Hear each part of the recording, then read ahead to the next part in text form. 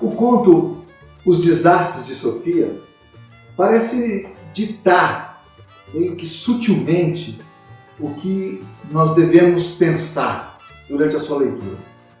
Porque a história é simples, só há dois personagens, é uma menina e um professor. Isso conduz o nosso raciocínio. Uma menina desengonçada, que parece se chamar Sofia, padece maus momentos por conta ou das suas atitudes ou de eventos que lhe vêm ao encontro.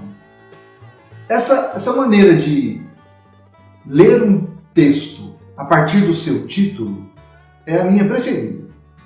Nesses momentos iniciais, eu evito ficar pensando na história da literatura, na história dos estilos, de cada autor. Também eu procuro me distanciar dos acontecimentos importantes dessa época como uma maneira de abordar o texto. Eu imagino que isso, claro, seja uma coisa interessante, porque revela que a cada momento você atualiza a leitura e você aventa possibilidades. Se uma dessas possibilidades que eu crio nesses momentos iniciais, ela não é sustentada pela leitura, então eu abandono isso. Eu fico procurando as coisas que me incomodaram naquele texto, certo? Escolas literárias, gêneros e outras coisas mais técnicas são muito importantes, mas nas leituras que eu faço, elas ficam no segundo momento. Observando esse título e esse conto, eu acredito que a palavra desastre, num primeiro momento, aparece um exagero. Não acontece nada assim de muito agressivo, muito grandiloquente para ser chamado de desastre. Talvez seja uma maneira de revelar que as crianças geralmente aumentam muito a proporção das coisas que lhe acontecem porque desconhecem o mundo. Então, as coisas adquirem uma proporção exagerada. Mas a história é bem simples. Essa menina, que a gente imagina que chama Sofia, é bastante voluntariosa e decide importunar um professor que tinha deixado um trabalho anterior só para ensinar ali no ensino fundamental. E ela está decidida a transformar a vida desse professor no inferno. Só que, estranhamente, o projeto dela não é destruir o professor. A gente tem a impressão de que ela procura, na verdade, resgatar o professor desse desânimo inicial. Talvez se ele fosse um pouco mais grosseiro, mais agressivo. E o conto todo, na verdade, uma terça parte dele é utilizada na construção desse professor que está aborrecido com o seu trabalho. Então, acontece, depois dessa pintura disfórica do professor, um primeiro movimento. O mestre pede que os alunos da sala façam uma redação. E ele sugere uma história para que eles deem continuidade. Um homem teria saído de casa e faria uma procura de um tesouro pelo mundo. Não consegue encontrá-lo e ele retorna para casa, começa a plantar coisas, porque ele tem que plantar para comer. Ele começa a vender os excedentes e fica rico. Logo a menina flagra que aquilo ali é uma coisa meio moralista. Ela resolve fazer uma coisa qualquer, ao contrário, ao arrepio do que ele está falando. E decide acabar logo e sair para brincar. Mas ela esquece uma coisa na sala. Ela volta, todo mundo tinha saído e o professor estava lendo a prova dela. Então ela sente uma coisa diferente, estranha. O professor está composto, está seguro de si como ele nunca esteve. E começa a olhar para ela de uma maneira diferente. E ela sente aquilo como meio ameaçador. Fala a respeito da relação dela e então eles concluem que ela é meio engraçada. Ele faz esse comentário até agradável no meu ponto de vista, mas ela odeia o comentário. Quem gosta de buscar assunto e texto, que procura unidades simbólicas, pode interromper a leitura por aí. Porque o enredo, como eu disse, é bem simples. Aluna difícil, agressiva, indecisa sobre o próprio sentimento em relação ao professor. Professor depressivo, defensivo. Acontece a redação, A menina se torna defensiva e o professor aparentemente se compõe, e ele é cordial, e a mocinha, a menina de 9 anos, fica aborrecida. São os últimos eventos físicos do conto. O resto é reflexão e embate psicológico, aparentemente deflagrado, quando a menina descobre, 4 anos depois desses eventos, que o professor morreu. E é nesse humus de banalidade que brota um desconforto mental. Porque seria essa uma história de amor platônico, cuja força ainda é desconhecida pela menina? Seria uma história sobre as dificuldades enfrentadas pelos professores? Sobre o que, afinal de contas, é essa história? É preciso se permitir, durante as leituras que nós fazemos, essas desconfianças nascidas das nossas primeiras relações com o texto. Geralmente, a qualidade de uma análise depende muito da profundidade dessas hipóteses. E elas podem ou não serem confirmadas. Se não forem, o necessário é que você abandone e presuma outra coisa. No caso desse conto, há muitas coisas estranhas acontecendo e que podem servir, como nos sugere Roland Barthes, como ponto de partida para o refinamento do nosso olhar. Eu escolhi 3. O emaranhado de tempos, os desafios das múltiplas narrações e as oposições do discurso. Primeiramente, eu alinhei de forma cronológica esses 3 temas. Nós temos uma menina aos 9 anos, e seu professor, a descoberta da morte desse homem aos 13 anos, 4 anos depois, e o agora da escritura, que seria também o agora da nossa leitura.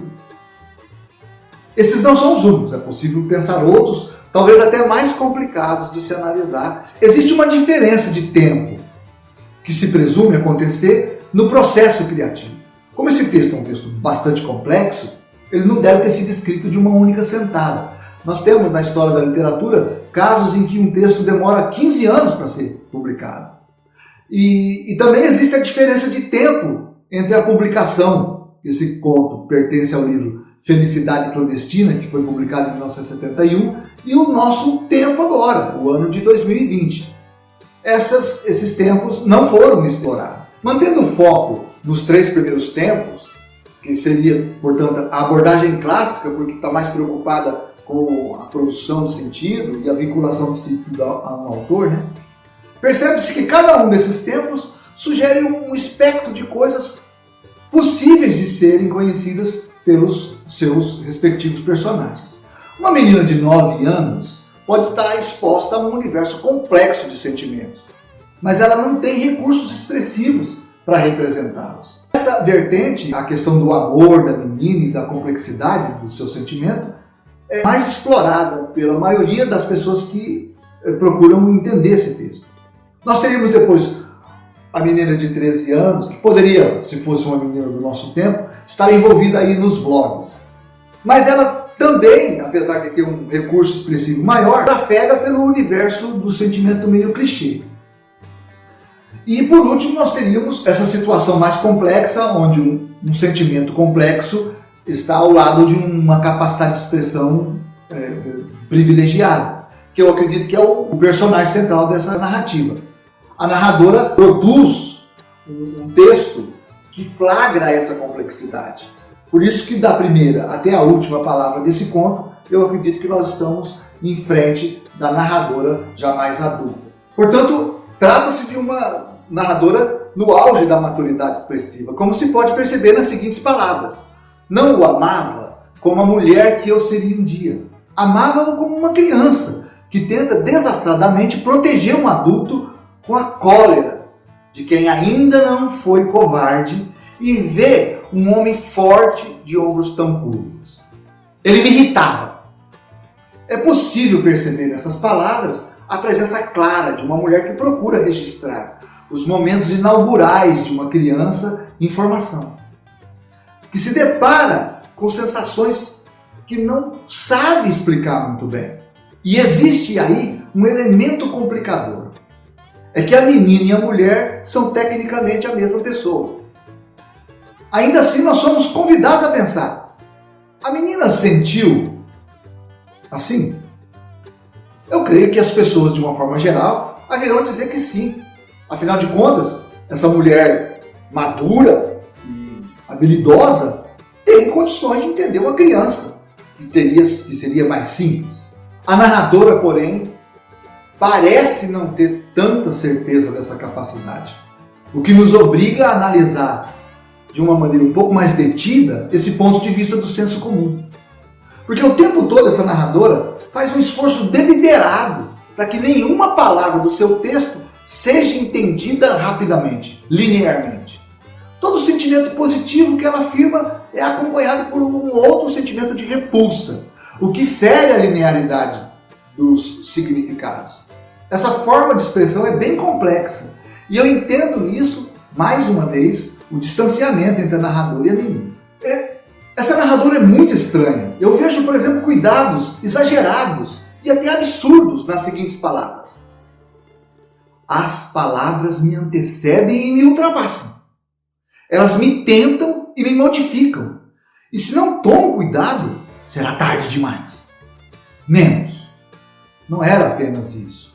Meu enleio vem de que um tapete é feito de tantos fios que não posso me resignar a seguir um só.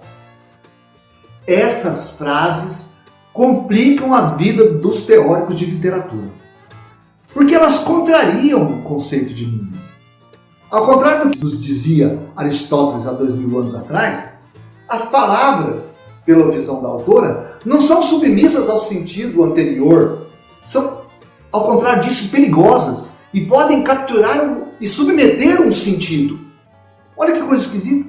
Isso impede, como eu disse, que o saber deslanche, que ele ultrapasse a sensação que ele quer representar e imponha essa sensação. Pela linearidade da palavra escrita e pelos sentidos demarcados social e historicamente, eu vi nisso uma profunda humildade e respeito pelos sentimentos, que vez por outra são tornados clichês pela dificuldade que nós temos de alcançar palavras que consigam expressá-los. A narradora teria ainda outra imagem poderosa para expressar esse descompasso entre a expressão e o sentimento.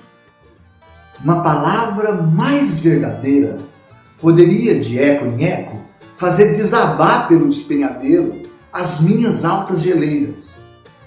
Você viu? A narradora teme ser soterrada pelo gelo dos seus próprios despenhadeiros. Trata-se de uma configuração interessante, porque, aparentemente, se nós fôssemos considerar o conceito de mimesis tradicional, nada poderia ser maior que o poder que a narradora tem sobre as palavras. Afigura-se que estas libertadas indistintamente poderão diminuir esse controle da narradora sobre os sentidos que ela quer expressar e provocar a irrupção de algo indesejável. Mais uma vez, estamos aqui contra um conceito tradicional da literatura, porque as palavras são tomadas como entes poderosos que suplantam a representação, que seria da natureza do sentimento, e tornam-se independentes o suficiente para revelar algo pavoroso que atemoriza o próprio escritor. Nesse sentido, as coisas não estão administradas racionalmente, mas pelo obscuro mundo que ficaria aquém ou além do sujeito que escreve. A expressão das sensações primárias requer um refinamento de escrita disponível a poucos autores. E deparamos aqui com o segundo dado técnico forjado meio ao arrepio do senso comum. A escrita pouco refinada, nesse caso, estaria ligada àquele texto cuja compreensão é imediata, porque está aliado a um racionalismo meio raso. Porque a maioria das pessoas pensa que um texto bem escrito é fruto de um pensamento acabado, que é anterior ao processo de escritura. O melhor narrador seria aquele que calcula etapas para uma conclusão. Conclusão esta que ele já dispõe. E aí seria possível já se ouvir, né? Mas a narradora não sabe como essa menina pensa? Seu texto não registra um esforço de expressão? Ela não está tentando nos revelar as formas desse raciocínio original e primeiro? Eu estou convencido que não. Eu vejo que nesse texto, me parece que ninguém sabe nada. E justamente por isso que a gente palmilha, palavra por palavra, na busca de um significado. Por isso, a brutalidade paradoxal da narradora é, na verdade, uma humildade. Ela reconhece o poder violento que as palavras têm de enfiar sentidos onde só existe a realidade mais original. Ela tem esse cuidado para não adulterar esse sentimento primeiro. O máximo que nós podemos imaginar é que a menina não tem como saber o que vai resultar das suas atitudes. Ela não tem instrumentos para controlar suas relações com o mundo. Ou seja, ela está em construção, ela é uma pessoa em processo. E nesse sentido, nós podemos registrar a extrema habilidade da narradora em manter a sua escrita dentro desse instante nebuloso. Para flagrar o processo da experiência da criança, a narradora mantém a sua narrativa também como processo indecidido.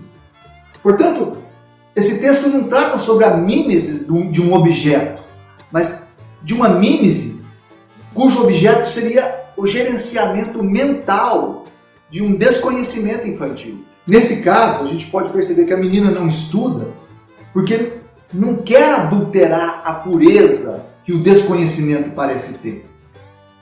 Seria esse um pensamento da menina de 9 anos ou uma reflexão da narradora aplicada à sensação da menina? Não sabemos, pois nós não temos as declarações da menina. O fato é que a leitura da narradora que acontece no momento da escritura revela que naquele momento da infância ignorância e pureza se misturavam, o que parece não ser o caso nessa fase adulta.